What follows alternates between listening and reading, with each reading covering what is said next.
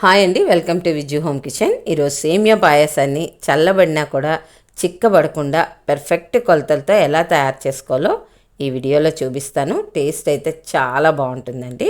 ఇప్పుడు తయారీ విధానం చూద్దాం. ముందుగా కొంచెం సగ్గుబియ్యం ఈ కప్పుతో తీసుకొని నానబెట్టుకోండి. ఫస్ట్ ఒకసారి క్లీన్ చేసేసుకొని మళ్ళీ వాటర్ పోసుకొని ఒక పక్కన పెట్టుకోండి. ఈలోగా మిగతా ప్రాసెస్ని చూద్దాం. స్టవ్ మీద కళాయి పెట్టుకొని 1 టేబుల్ స్పూన్ గీ వేసుకోండి.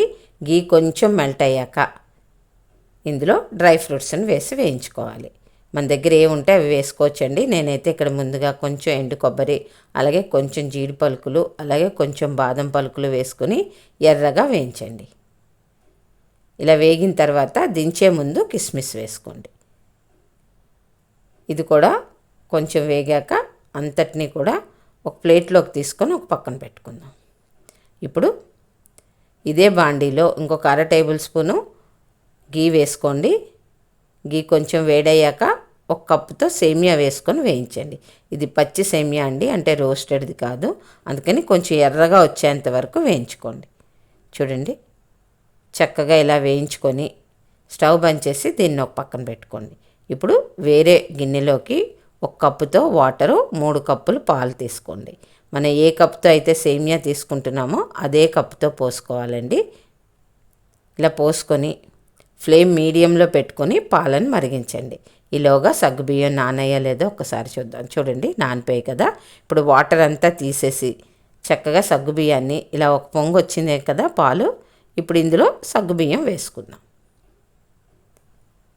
ఇలా వేసేసుకొని ఒక 5 నిమిషాలు ఉడికించండి. చాలు, ఉడికిపోతుంది. సగ్గుబియ్యం ఆల్రెడీ నానున్నాయి కదా. ఒక 5 నిమిషాల తర్వాత సేమియాను వేసుకోండి.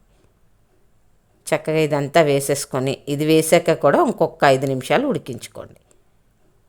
ఈ టైం అయితే చాలండి, సరిపోతుంది.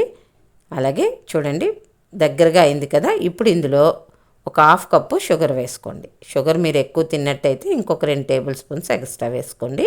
చక్కగా షుగర్ కరిగేంత వరకు కలుపుకున్నాక కొంచెం సాల్టు, దించే ముందు కొంచెం యాలక పొడి వేసుకొని శుభ్రంగా కలుపుకోండి. చూడండి పల్చగా ఎలా వచ్చిందో. ఇప్పుడు ఇందులో ఇందాక మనం ఫ్రై చేసి పెట్టుకున్నాం కదా డ్రై ఫ్రూట్స్ వేసేసుకోండి. వేసుకొని ఒక్కసారి కలుపుకోండి. టేస్ట్ అయితే చాలా బాగుంటుంది. ఇలా ఒకసారి ట్రై చేయండి ఫ్రెండ్స్. అలాగే నచ్చినట్లయితే లైక్ చేయండి. కొత్తగా చూస్తున్న వాళ్ళు సబ్స్క్రైబ్ చేసుకొని చూడండి. ట్రై చేశాక ఎలా వచ్చిందో కామెంట్ చేయండి. ఇలాంటి రెసిపీస్ చాలా ఉన్నాయండి మన ఛానల్లో, సేమియా రెసిపీస్. ఒక్కసారి వాచ్ చేయండి. Thank you for watching.